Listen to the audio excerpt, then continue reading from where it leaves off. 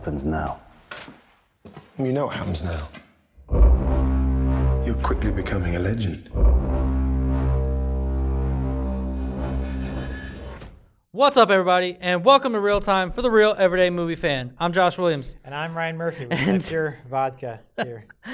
Today we're giving you our real-time review of King Arthur, The Legend of the Sword, if I said that all right. That's right. Either way, it's King Arthur with Charlie Hunnam in it. But who else is in this besides Charlie Hunnam? King Arthur, Legend of the Sword is directed by Guy Ritchie. Yeah. And it stars Charlie Hunnam, Eric Bana, Jude Law, Djimon Hounsou, if I'm saying that right.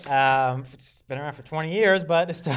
All right, well, now the cast's out of the way. We both got to see this really early. Yeah. And we're glad to actually get an advanced screening of this movie finally, just seeing an advanced screening and get you guys a movie review really early. So what is your score and what did you think? Because let's go, This movie's so bad. It's so bad. It's so bad. I wouldn't say it's so bad, but I have a couple positives. It's 3. I would say maybe 3 out of 10. 3 out of 10. Okay.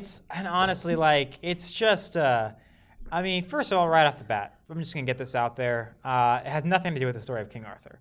So if you're not gonna judge it on that, just judge it on its own merits. Fine. You mean King Arthur as being a king? Just the story of King Arthur. It's not. It has nothing to do with it, other than there being a sword in a stone, which does not remain there for long. But that aside.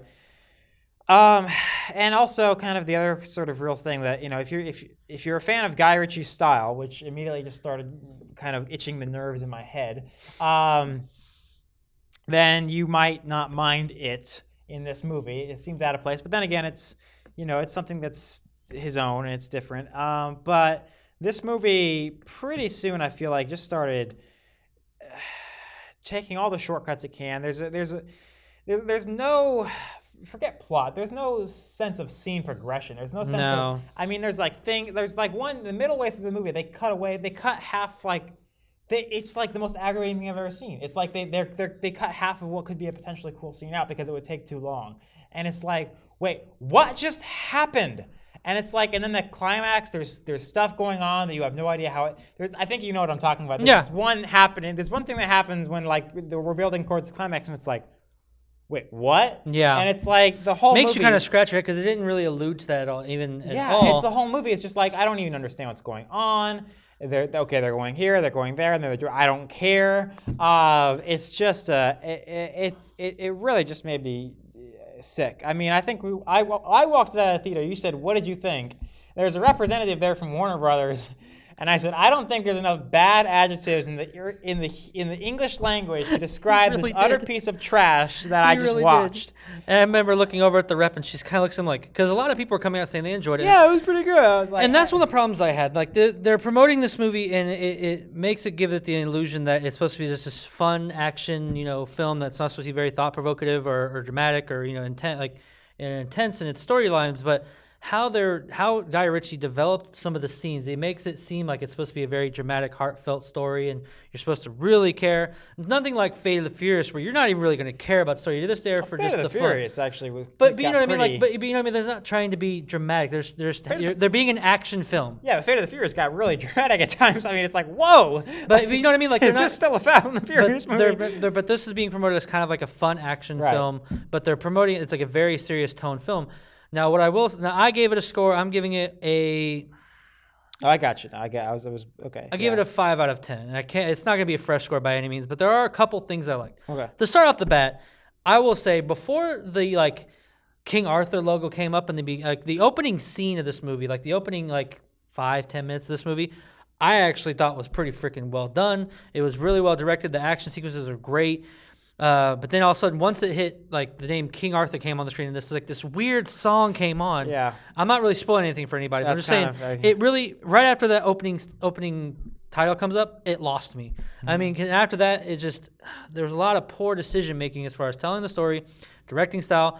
Now, I don't hate Guy Ritchie's technique. I do. There's quite a few movies, not quite a few. I like Rock and Rolla. I liked Sherlock Holmes. I liked Man from U.N.C.L.E. But Snatch, I kind of liked it too. But everything else I just don't like. I don't really... Long Sock and Two Smoking Barrels? I've never seen those two films. Snatch and Long Stock are like considered like two movies in a pod, and everyone talks about those. And I feel like those two of the movies like I need to watch before I die. But other than that, like his technique in this movie, I just didn't like because there's certain points where he was like, there's cut scenes where like you're cutting through, like he's telling a story in a matter of like 2 minutes, but it's like a long period of time. Like it's really quick cuts of scenes. And I didn't like it because those are the parts I really wanted him to explore. Because to me, those are the important parts of the film as far as telling the story. But then he would go to other scenes where it's just like, I don't know, I'm not going to spoil anything, but like just say like Jude Law's character just like, you know, talking or doing something, and he sees very elongated scenes, like elongated takes of you know, wherever he's at, or not just him but other people. And I'm just like, this is what makes the movie boring, and this is what really makes your pacing poor. Like piss poor, and I was really pissed off. And another thing is, it's not a negative, but Charlie Hunnam, I love Charlie Hunnam. I mean, he is Jax Teller. He'll always be Jax Teller to me, but that's the problem. Now, I haven't seen Lost City of Z yet. He could be different than that. But when he's in Pacific Rim or this, while he is a very charismatic actor, he's still playing the same person. Like, it was almost like I was watching Jax Teller in medieval times. We are drift compatible. Hey, I actually like... I just always say that line. I love Pacific Rim. I think it's a fun action film, and, you know, he's becoming a movie star, but he needs to... I want to see those really great dramatic chops I used to see him in Sons of Anarchy. I mean, he's a great actor. I know he can do it. Other than that, I mean, a lot of times it was really boring. But I will say my biggest positive, and I'll let you go say a few more things. My biggest positive to me was when you incorporate the production design, the costume design, the visual effects, the set designs, like everything incorporates how the movie looks.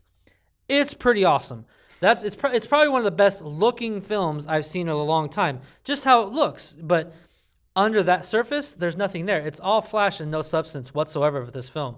Other than that, what else do you have as far as negatives or positives? Do you have anything at all?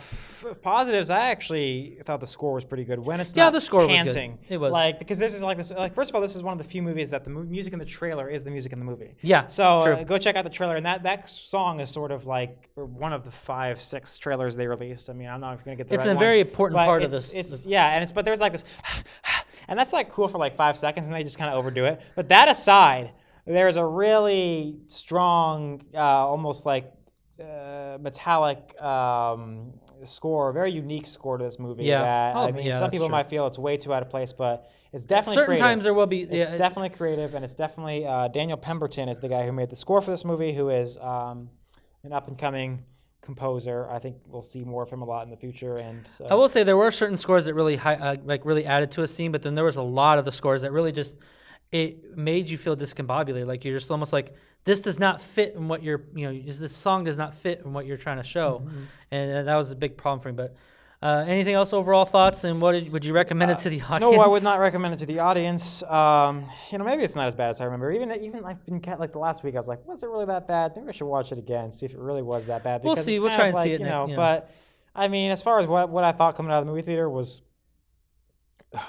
all right. So, but for me, like my overall thoughts is the pacing was really poor. A lot of the storytelling was a big problem for me as far as really conveying us the story well, and even just like plot progression was a big problem in this movie. Like they would drag on a certain plot device almost to the very end, and you're just kind of like, I want to keep going, keep like moving something forward, something new, but you keep reverting back to the same problems, and it just was really a headache. But I can't recommend it to you guys at all. For me, it's the worst movie so far this year, I'd say. I wouldn't go that far, but it's pretty bad. It's not okay. It's bad. All right, folks, that'll do it for today. Thank you very much for watching. What did you think of King Arthur if you have seen it? I know this is reviews getting up early. Leave your comments in the section below, but if you haven't seen it, what did you think of our review? Are you like now excited or disappointed? Are you?